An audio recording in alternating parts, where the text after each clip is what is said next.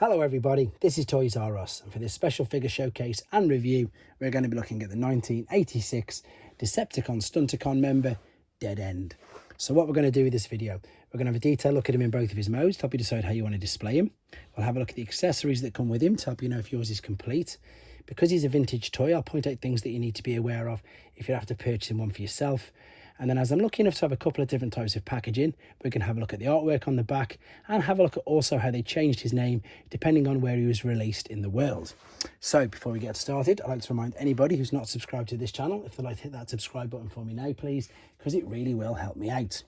Right, now these figures, they're not the most articulate, but they're just fantastic. Considering how old they are, considering what their main gimmick was, which we'll discuss in a second, they're just brilliant. Articulation, there isn't any really. You've got a bit of movement there in your shoulders, but this can and pretty much is used to help transform him. Same with the legs. They only do this, and that is just for transformation. The waist is stuck, the head is stuck, everything is stuck, but it's still a great toy, and I think that's all that really matters. There's a brilliant head sculpt there. Even got gold on the front of that. You can already tell looking at this, if you're going to be displaying in robot mode, that stickers do play a point. If it hasn't got any of these, then they don't look that great. So the reason why I like these figures, and I think why they're good, is because they were referred to as Scramble City bots.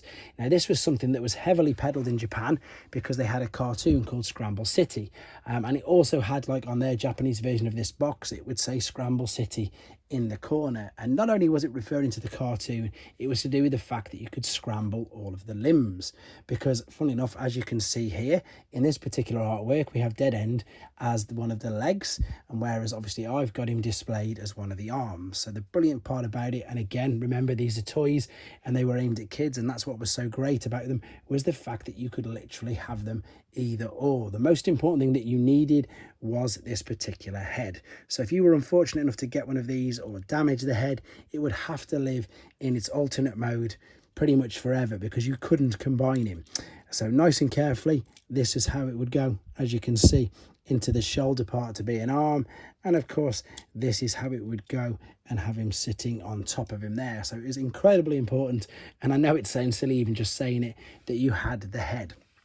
Right, let's have a look at the weapon that come with him. This is his gun. So if you're looking to complete him, this is his small handheld gun, and these are so small, and they've got these tiny little pegs that quite often, unfortunately, do snap off in the hands or are just missing. And if they're missing, of course, again, they're not really much use. The alternate mode is brilliant. It looks lovely. I'm just going to take the weapons off for a start. You can see that this is metal, and funnily enough, mine is actually corroding a little bit, so it's not the greatest. That is something to be aware of. And on this, the stickers are looking a little bit faded, and again, we've got metal there on the ratchets. I don't usually do the transformations, but I might as well with this because it literally is folding the legs out like so and folding that back, slotting that down. See what I mean? It's as simple as that. So that's what we're doing.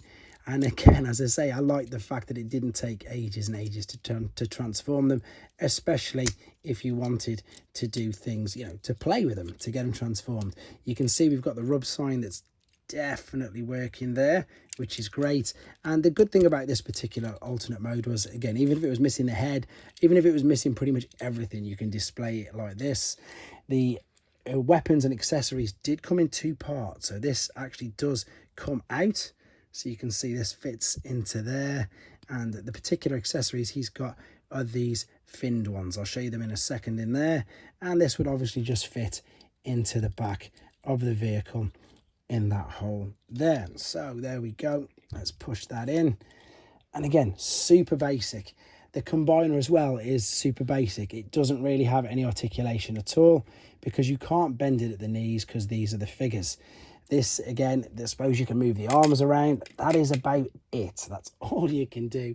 And if you move them around too much, as you can see, sometimes the fists came off as well. This is also one of the smallest combiners. I haven't really got much to hand. I've got a Thrilling 30 Goldfire figure here, which, as you can see, is well above his waist. So it's not the biggest toy.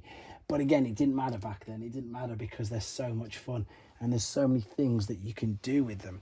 Let's move him out of the way for a second, and we might as well start with these gold carded figures in the background. So if you've never seen these before, these are European and Australasian reissues.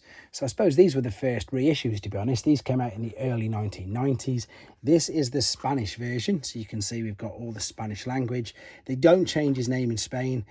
You can see there he's still Dead End. And unfortunately on the back, all we've got is just the transformation process. So we've got no beautiful battle scene. We've got his tech spec though, which is still quite good to see. And I'm just going to leave that. In fact, I'm going to move it over here for 2 seconds. I was going to say flat, but I'm just going to leave it there. Right, this one is a dual French and English language one. So we've got where they will change his name. Obviously, if you're speaking French, he will be Born. And again, you can see the accessories there and the stickers behind it. And on the back, unfortunately, exactly the same, just more writing because there's 2 different languages. What was I going to say? There's a price there on there. I can't work out what that is, to be honest. It'd be interesting to find out if anybody knows what that currency is, because I've no idea, and I've had this obviously for years and years. So this is the standard Hasbro box. Yes, some of the figures are missing. That's because they're out on display, but that's where Dead End fits. And if we spin it round to the back, we've actually got the 1985 battle scene, which is the Grimlock with Shockwave and the Dinobots, and of course the infamous red tracks. We've again got all the tech specs there, including menasors, and this, as I say, was the standard Hasbro version of the gift sets. The version I'm about to show you now is officially licensed, again by Hasbro and Takara. This was released in Italy, and as you can see, the language is in Italian. But what we're looking at here, we've got the toy company that made it, Jig. This was, again, these were licensed by Takara in Italy to make these products. You can see if they've changed the names, which are quite interesting. Motormaster's Barracuda, Dead End is Cobra. Now that's a brilliant name. And menasor is called Pentacar, which obviously must roughly translate to 5 cars. This is probably the most interesting thing. You can see they are called Transformers, as well as the Transformers. And that also ties in with, I suppose, the Diaclone figures that they released as well in Italy. Again, still the same 1985 battle scene on the back. Nothing new there, really. Now, although, as I say, we've had quite a few, menasors down the toy line, they don't really release Dead End by himself much. He had an alternator version of him. This was his Combiner Wars version of him, which, if I can get rid of the glare, is a huge upgrade to this guy.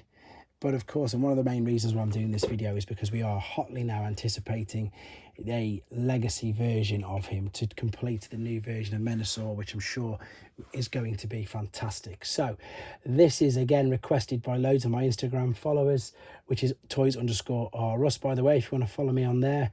And this is the original Transformers Generation 1 1986 Dead End. Oh, and there he goes, and I'll keep that in as well because it's a blooper. Let me know what you think. Are you excited for the new version as well coming up? And yeah, if you've never seen the original one before, what do you think of the original one?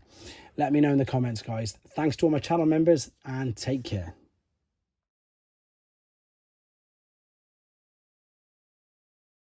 Thanks for watching. Like and comment, and don't forget to subscribe.